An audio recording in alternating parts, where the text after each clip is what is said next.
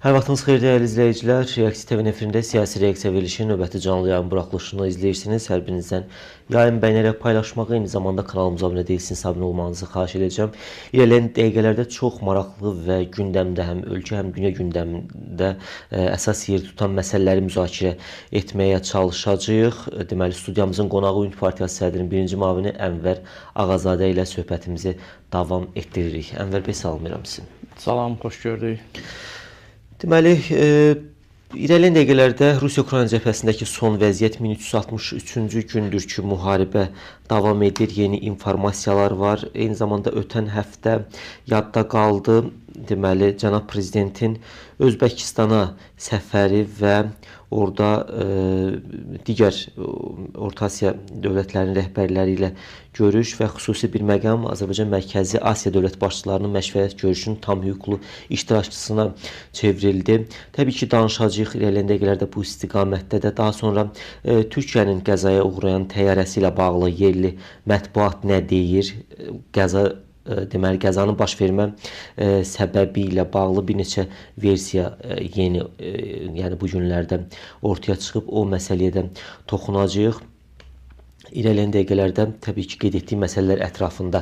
Elə birinci başlıq cənab prezidentin Özbəkistan səfəri və əldə edilmiş razılaşmalar, cənab prezidentin orada xüsusilə Zəngəzur dəhlizi ilə bağlı verdiyi açıqlamalar artıq yolun tikintisidir, sona çatır. Buyurun, bu istiqamətdə fikirlərinizi alaq. Təşəkkür edirəm. İcazə verirsiniz, ilk olaraq bugün Azərbaycan tarixində önəmli bir gündür. Bəli, 17 noyabr. Bəli, biz uzun illərdir bunu milli dirçəliş günü kimi qeyd edirik. Bilirsiniz ki, SSR vaxtında ilk dəfə olaraq Azərbaycan xalqı səfərbər olub Qarabağda erməni separatizminə etiraz olaraq ayaqlandı və sonradan da bu ayaqlanma Azərbaycanın müstəqilliyi ilə nəticələndi. Bu yolun başlanğıcı idi. Sözsüz ki, bu asan bir yol olmadı. İtkilərimiz də oldu. Torpaqlarımız uzun müddət işğal altında qaldı. Şəhidlərimiz oldu. Allah bütün şəhidlərimizə rəhmət eləsin. Torpaqlarımız uğrunda canlarını fəda edən, müstəqillik uğrunda canlarından keçən şəhidlərimizin ruhu şad olsun. İkinci sualınıza cavab olaraq onu da bildirim ki, Orta Asiya Respublikaları ilə Azərbaycanın çox isti bir münasibətləri var. Əgər xatırlayırsınızsa, cənab prezident sonuncu prezident seçkilərindən sonra and içmə mərasimində Milli Məclisin tribunasından çox mühüm mesajlar vermişdi. Bizim dövlət olaraq, ölkə olaraq hədəflərimiz, strategiyamız nədən ibarət olacaq, hansı ölkələrlə münasibətlərimizi inkişaf etdirəcək, siyasi, iqtisadi, bəli. Açıq şəkildə bəyan etdi ki, bizim Türk dünyasına daxil olan ölkələr, bu bizim ailəmizdir və xüsusən Orta Asiya haqqında müsbət fikirlər səsləndirdi. Orta Asiyanın iqtisadi potensialı, əhali sayı və Azərbaycanla əlaqələri və bütün bunlar onu göstərirdi ki, bizim Türk dünyasına daxil olan ölkələrlə siyasi, iqtisadi, mədəni əlaqələrimiz güclənəcək və bu bizim ölkə üçün prioritet məsələlərdən biridir. Dünənki tədbirdə bu ortaya qoyulmuş siyasətin davamı idi. Biz Orta Asiya Respublikaları ilə çox sıx əlaqədəyik, iqtisadi, siyasi və müstəqillik əldə etdiyimiz illərdən demək olar ki, son 3-4 ildə bu daha da intensivləşib. Orta Asiya Respublikaları Türk dövləti təşkilatlarından başqa, onların özlərinin də bir məşvərət mərkəzləri var idi. Yalnız orada Orta Asiya daxildir, çünki bilirsiniz ki, orada Tacikistan da daxildir. Məsələn, Tacikistan amma Türk dövlətlərinə daxil deyil.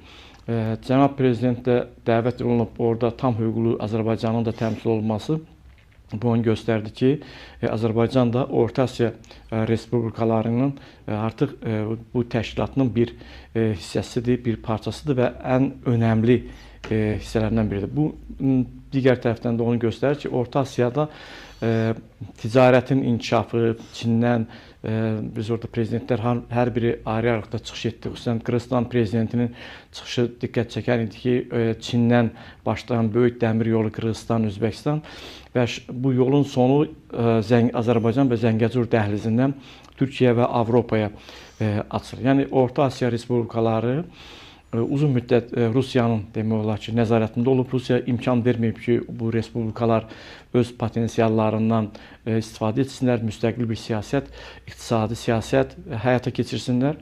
Amma bu müharibə başlayandan sonra Rusiyanın demək olar ki, Ukrayna bataqlığında çabaladığı bir vaxtda Orta Asiya respublikaları üçün bir növ bir fürsət yaranıb, öz potensiallarını göstərmək, öz iqtisadiyyatlarını şaxələndirmək, dünya bazarlarına, Avropa bazarlarına çıxmaq imkanları.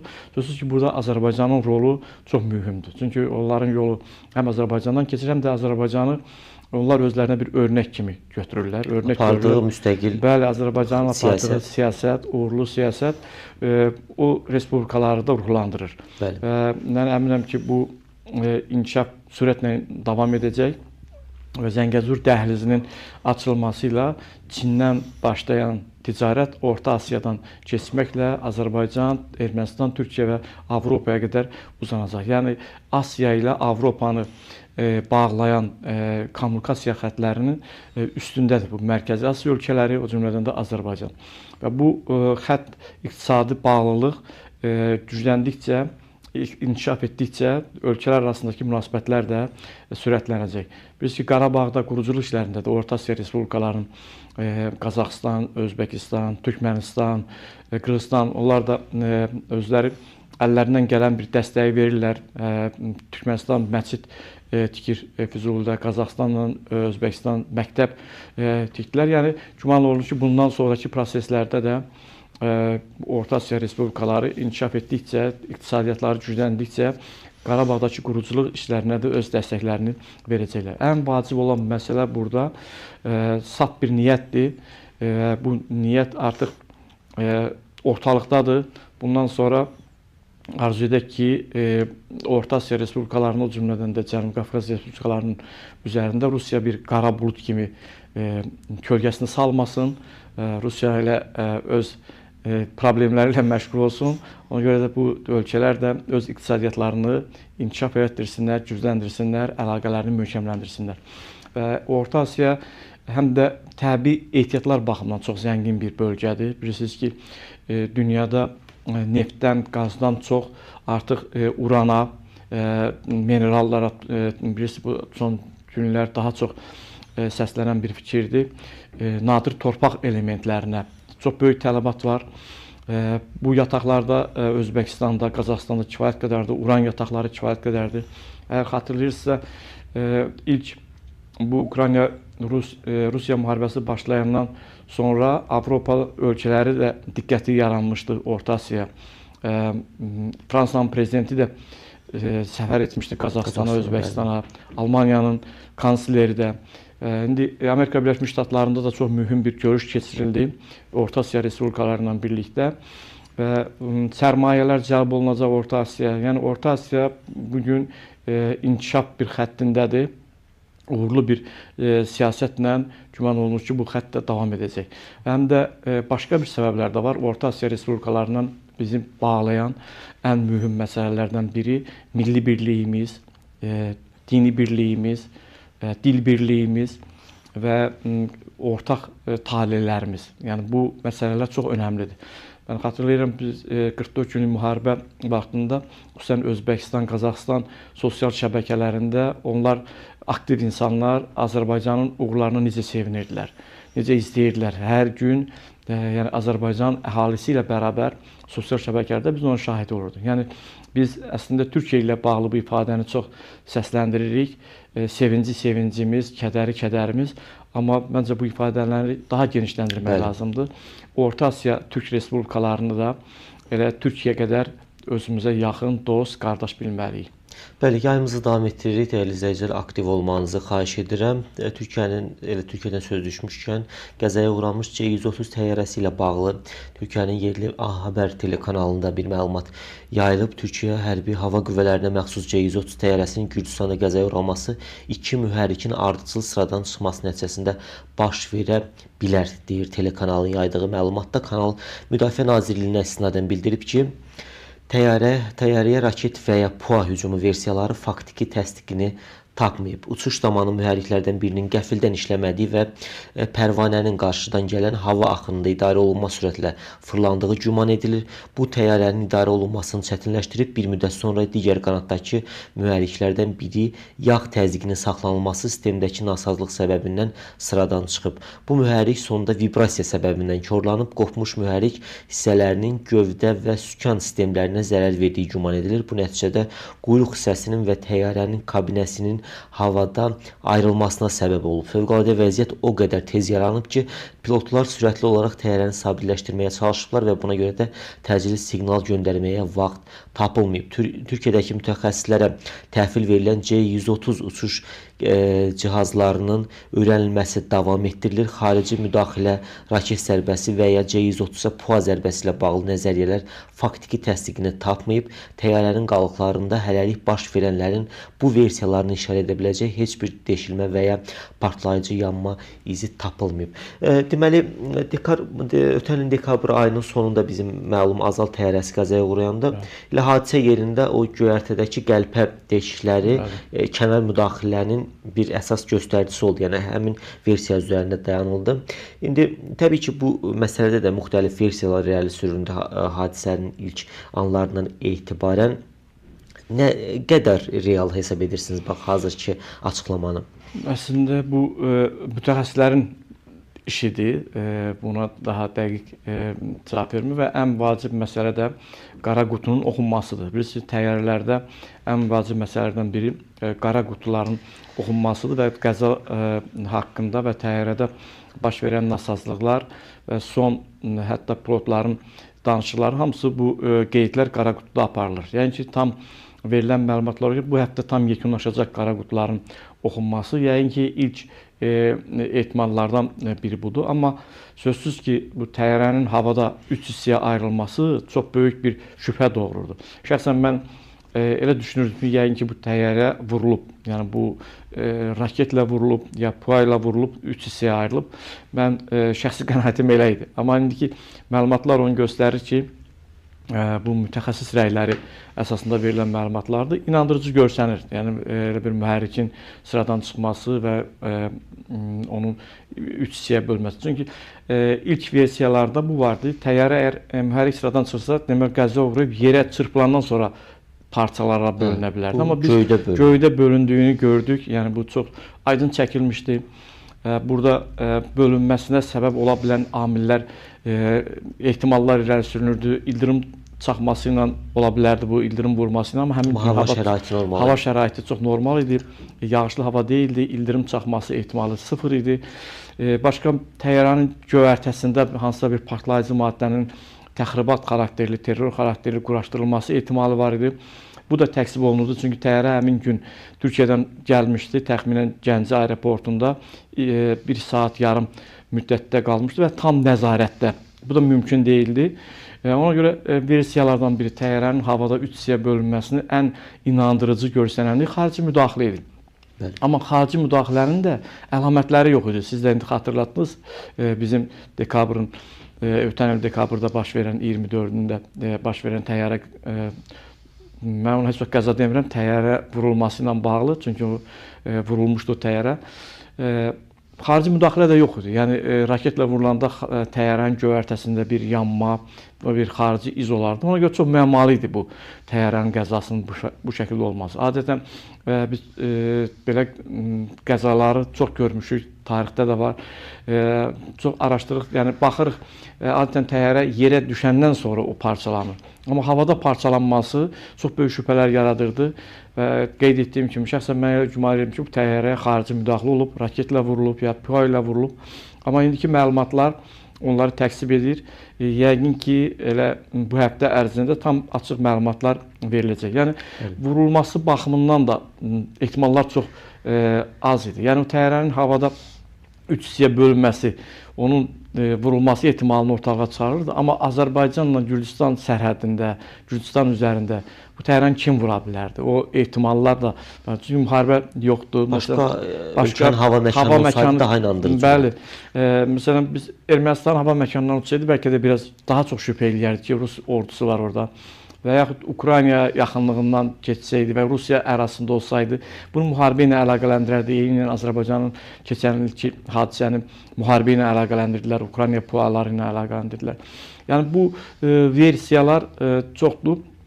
Ona görə ən doğrusu qara qutuların açılması və mütəxəssislərin verdiyi rəyə inanmaq lazımdır. Çünki biz nə qədər gümanlar, şübhələr, ehtimallar irəli sürsək də bunlar həqiqət deyil.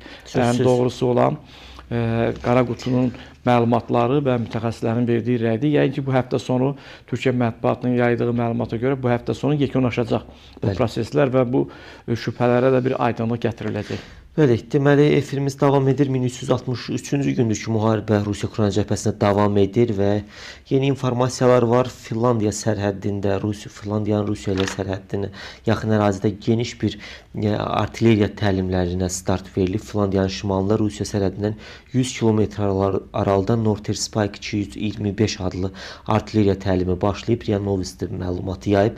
Bildirilib ki, təlimlərə 2000-dən çox hərbiçi və 500 texnika cəlb olunub. Təlimin məqsədi çətin qış şəraitində artilleriya imkanlarını sınaqdan keçirmək, müxtəlif səviyyəli komandanlıq və artilleriya atəşi arasında qarşılıqlı əlaqənin yoxlamaqdır. Finlandiya quru qoşunlarının məlumatına görə təlimlər noyabrın 25-nədək Qərbi Avropanın ən böyüyü olan Laplandiyanın deməli Rovajarvi poligonunda keçiriləcək. Qeyd edək ki, təlimin birinci mərhələsi noyabrın 8-dən 16-nadək həmin poligonda baş tutub və son günlər Rusiya ilə NATO-nun birbaşa deməli müharibəyə cəlb olunacağı ilə bağlı versiyalar irəli sürülür. Rusiyanın Pribaltik ölkələrinə hücum planı və bu istiqamətdə müxtəlif təbii ki versiyalar irəli sürülür. Cəbhə xəttindəki son vəziyyətlə bağlı fikirlərinizi alaq. Bu fikirlər çoxdan səslənirdi. Rusiyanın Avropa ölkələrinə hücumu ilə bağlı və Avropa ölkələri də Ukraynaya kifayət qədər dəstək verirlər ki, Rusiya Ukraynada qarşısına qoyduğu məqsədə nail ola bilməsin. Əgər Ukraynada qarşısına qoyduğu məqsədə nail olsaydı, tamamilə Ukraynanı işğal edib orada özünə uyğun bir hakimiyyət formalaşdırsaydı, onda Avropa ölkələri üçün çox böyük bir təhlükə yaranırdı. Bunu Avropa ölkələri də, NATO ölkələri də çox aydın başa düşürdülər və ona görə bütün dəstəklərini Ukraynaya verdilər, göndərdilər ki, Rusiya Ukraynada istədiklərinə nail ola bilməsin. Və cəbhə xəttindəsində hər gün çox şiddətli döyüşlər gedir. Bilirsiniz ki, Rusiya addım-addım Ukrayna ərazilərini işğal edir və böyük itkilər hesabına bunlar baş verir. Hansısa bir kəndi işğal etmək üçün Rusiyanın bəlkə də 1000-1500 canlı qüvvəsinin itkisinə səbəb olur bu işğallar. Amma Ukraynada hər cürə öz torpaqlarını müdafiə etməyə çalışır. Ən çox Ukraynanın son aylarda qarşıya qoyduğu strateji plan Rusiyanın dərinliklərində Rusiya müharibəsi üçün vacib olan obyektləri bir sıradan çıxarmasıdır. Biz ki, Rusiya müharibə həm də iqtisadiyyat üçün vacibdir, puldur. Hər gün bu silahların istehsal olunması və başqa ölkələrdən alınan pilotsuz uçuş aparatlarının alınması pul tələb edir. Rusiyanın da əsas gəlirləri neft qazlandı. Bu Avropa ölkələri artıq bundan imtina edirlər, sanksiyalara məruz qalıb ağır sanksiyalar altındadır. Amma Asiya ölkələri, hələ ki Çin, Hindistan, Rusiya neftindən istifadə edirlər, alırlar. Yəni Rusiyanın hələ ki qazancı var, belə deyək. Ona görə Ukraynada çox strateji bir plan ortalığa qoyub və Rusiyanın dərinliklərində olan bütün enerji obyektlərini bir sıradan çıxarır. Neft emalı zavodlarını bir sıradan çıxarır. Və bu Rusiya üçün böyük bir itkilərdir. Və belə görünür ki, müharibənin fevral ayında 4 il tamam olacaq. Yəni bu 4 ilə qədər hələ bir danışıqların da nə vaxt baş tutacağı, əvvəllər bir danışıqlar vardı. Xüsusən də ABŞ-ın təşəbbüsü ilə Rusiya ilə intensiv danışıqlar həyata keçirilirdi. Amma son telefon danışığından sonra razılaşma da vardı Budapeştdə görüşmək. Amma bu danışıqlar pozuldu demək olar ki. Və bundan sonra da nə vaxt bərpa olunacaq hələ güman olunmur. Amma şiddətli döyüşlər davam edəcək. Çünki Rusiya qarşına qoyduğu məqsədə nail olmaq istəyir və danışıqlar masasında daha güclü tərəf kimi görsənmək istəyir və o Donbası xüsusilə bilirsiniz ki, Alyaskada da Trumpla görüşəndə o Donbasın bütövlükdə Rusiyaya verilməsini tələb etmişdi. Bilirsiniz ki, Donbas bütövlükdə Rusiyanın nəzarətində deyil. Ukrayna çox böyük istehkamlar qurub o Donbasda və ağır döyüşlər gedir. Demək olar ki, aylarla bir kənd uğrunda döyüşlər gedir. Rusiya ağır itkilərə məruz qalır, amma qarşıya qoyduğu məqsədə tam nail ola bilmir. Ona görə müharibə hələ də şiddətlənəcək. NATO ilə, Avropa ölkələri ilə müharibə ehtimalı azdır. Çünki bu fikirlər səslənir, siz də bunu sual kimi səsləndirdiniz. Bilirsiniz ki, Rusiya ilə Ukraynada demək olar ki, bir bataqlıqdadır. Bu bataqlıqdan çıxa bilmir. Ona görə bunun yeni bir cəbhə açması, Avropa ölkələri ilə, NATO ilə qarşı-qarşıya gəlməsi inandırıcı görsənmir. Bu Rusiya üçün fəlakətli bir məsələ ola bilər. Əgər NATO müharibəyə qarışarsa, NATO'nun ordusu Rusiya bunun qarşısında dayana bilməz. Düzdür, NATO hər cürə dəstəyi Ukraynaya verir, amma NATO'nun ordusu bu müharibədə iştirak etmir. Sadəcə silah təminatı ilə təmin edirlər. Çünki döyüşən Ukraynanın öz əskərləridir. Amma bura NATO ölkələri daxil olsa, NATO'nun ən güclü ölkələri, məsələn, ABŞ ordusu, dünyanın bir nömrəli ordusu, müasir silahlarla təchiz olmuş, onda Rusiya bunun qarşısında dayana bilməz. Ona görə bu təhdidlər məncə ona görədir ki, Rusiya ilə danışa başlasınlar. Rusiya amma istədiklərinə, az çox Rusiyanın istədiklərinə belə deyək ki, göz yumsunlar. Yəni Rusiya ilə razılaşsınlar. Rusiya ona görə bu təhdidləri artırır. Amma bunların məncə heç bir əhəmiyyəti yoxdur. Artıq Rusiyanın gücü ortalıqdadır. Rusiya əvvəlki nüfuzunda da deyil. Ona görə Rusiyadan artıq heç kəs çəkinmir. Hətta keçmiş postsovet ölkələri belə uzun müddət Rusiyanın forpostu olan Ermənistan belə artıq Rusiyadan çəkinmir. Çünki Rusiya əvvəlki nüfuzunu, gücünü itirib. Daha çox aqressivdir. Müharibəni şiddətli şəkildə davam elətdirir. Burada bir təkəbbürlük də var. Rusiya liderinin təkəbbüründən də irəli gələn bir məsələdir. Amma bu təkəbbürlük də daha çox Rusiyanın özünə ziyandır. Buna görə bu müharibədə bir məşhur bir mahnımız vardı bizim, kim uduzdu, kim uddu. Əgər bu sualı qoysaq ortalığa, burada Rusiyanın heç bir qazancı yoxdur. Bu müharibədə udan Amerika Birləşmiş Ştatlarıdır, Çindir. Müharibə, bilirsiniz, Amerikanın udduqları nədir? Əgər müharibədən əvvələ nəzər salsaq, Avropa ölkələri artıq üzlərini Amerika Birləşmiş Ştatlarından çevrirdilər. Hətta Macronun belə bir fikri vardı, NATO beyni ölüb. Onlar Avropanın öz ordusunu yaratmaq istəyirdilər, Fransa ilə Almaniya birlikdə. Amma bu müharibə elə bir şərait yaratdı ki, Avropa ölkələri bütövlükdə yenə təzədən Amerikaya sığındılar. Təhlükəsizliklərini, enerji, həm hərbi, həm də enerji təhlükəsizliklərini yenidən Amerikaya etibar etdiklərini, Amerikaya sığınmağa məcbur olduqlarını ortalığa qoydular. İkinci bir səbəb, Amerika Rusiyanın gücünü tam burada kəşf etdi, Rusiyanın nəyə qadir olduğunu gördü. Ona görə də Trump, yəni onu boş yerə demir ki, kağız pələng. Yəni Rusiya göründüyü qədər də güclü bir orduya, güclü bir belə deyək, iqtisadiyyata malik bir ölkə deyil. Doğrudur, ərazisi kifayət qədər böyükdür, təbii ehtiyatları, resursları kifayət qədər böyükdür, amma müasir informasiya texnologiyalarından çox geridə qalıb.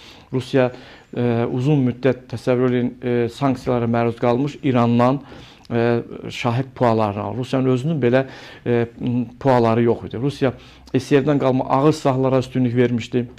Uzaq mənzilli raketlərə, hamısı da hücum silahları. Bu gün də yenə Rusiya həmin silahlardan istehsal edir. Düzdür, indi Kazanda İranla birlikdə pualar da istehsal olunur. Əsas o İran texnologiyası ilədir. Amma Rusiyanın özünün istehsal etdiyi silahlar ağır silahlardır, raketlərdir. Və dünya bazarında da artıq Rusiyanın silahına heç bir ölkə ehtiyac durmur. Çünki Rusiya təkcə dünyaya neft, qaz satmırdı, həm də silah satırdı. İndi Rusiya ondan da məhrum olub. İndi müasir silahlar, müasir texnologiyalar bu sahədə də xeyli geridədir. İkinci bir tərəfdən Rusiya Amerika Birləşmiş Ştatlarının qarşısında dayanan güc idi. Yəni əvvəl keçmiş SSR-dən sonra onun yerini Rusiya tutmuşdu. Amma tamamilə indi Rusiya zəifləyib. Hətta Putin özü belə etiraf etdi ki, Amerika vahid güc deyil, cənub var. Cənub deyəndə o Çini nəzərdə tuturdu. Əslində Rusiya özü belə götürək, paytaxtını nəzərə alsaq, Avropa ölkəsidir. İndi ərazisinin çox hissəsi Asiyaya düşsə də, Cənub var dedikdə o güclənən Çini nəzərdə tutulur. Artıq Rusiya kimi bir ölkə dünyadakı yerini itirməkdədir. Baxın, Rusiya haralardaydı? Yaxın Şərqdə vardı.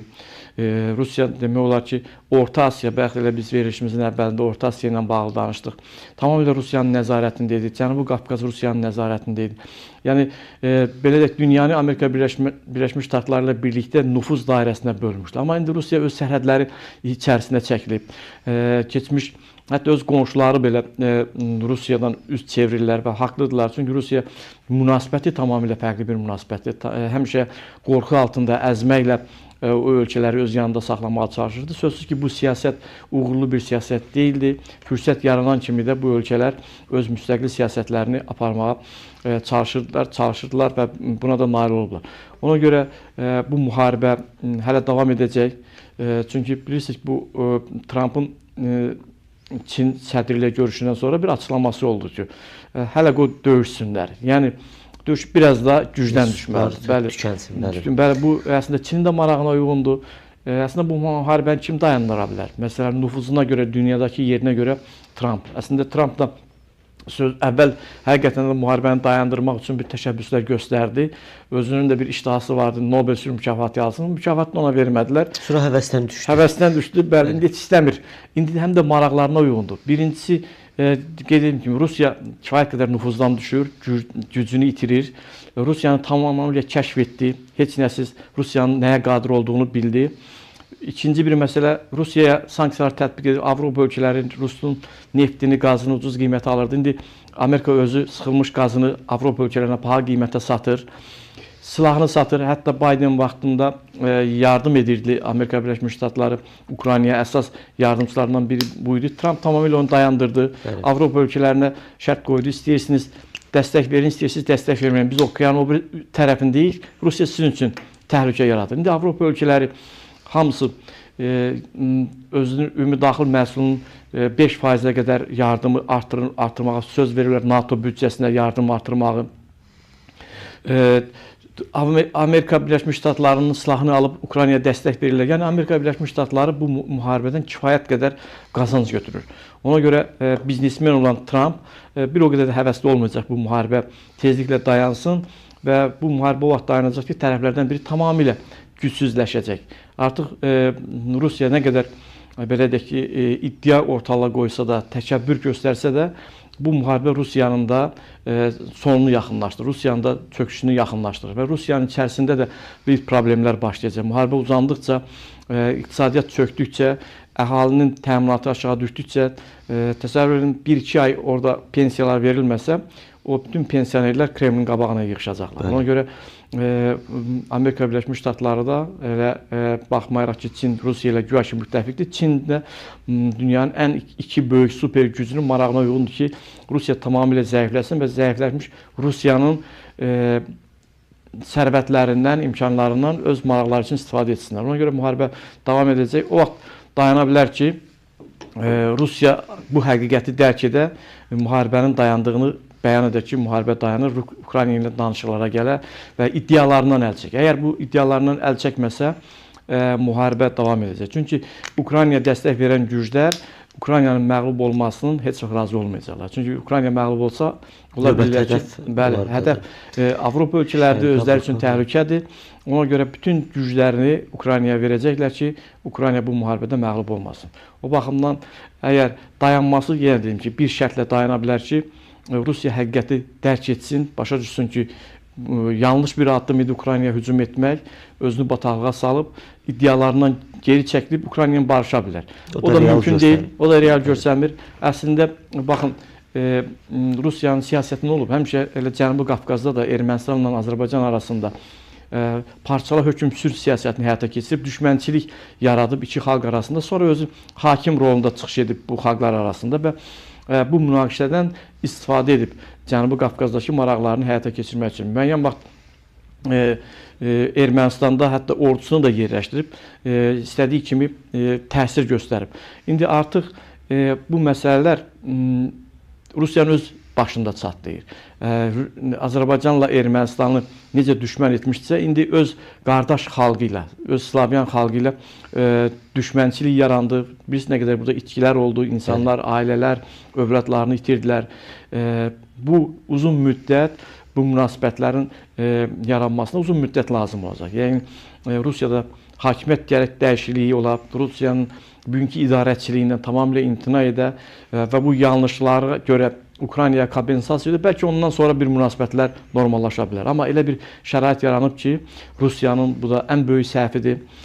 Ukraynaya hücum etmək özünü böyük bir bataqlığa salıb və bataqlıqda batan adam da çabaladıqca batır. Ona görə Rusiya ən yaxşı variant bütün iddialarından əl çəkib geri çəkmək. Bu da mümkün deyil. Elə bir vəziyyətdir ki, onda Putin'dən də soruşacaqlar ki, bu 4 ildə bu müharibəni niyə aparırdın? Bu xalqı niyə qırdırırdın? Milyonlardan artıq, bəli. Təkcə insan tələfatı var, nə qədər itkiləri var, bu hərbi texnikaları, müəssisələri, Rusiyanın uzun illər SSR-dən qalma neft ayırma zavodları, elektrik enerjisi istehsal edən obyektləri, gəmiləri, yəni kifayət qədər itkiləri var Rusiyanın burada. Ona görə davam etdikcə də böyük itkilərlə üzləşəcək. Daha aqressiv bir fəaliyyət göstərir Rusiya, amma bu müharibədə Rusiyanın qalibiyyəti yoxdur. Təşəkkür edirəm Ənvər bəy. Çox sağ olun. Mən təşəkkür edirəm, sağ olun. Əziz tamaşaçılar, efirimiz sona çatdı. Sonda bir daha yayımı bəyənərək paylaşmağı unutmayaq. Növbəti yayımız saat 19-da olacaq. Hələlik sağ olun.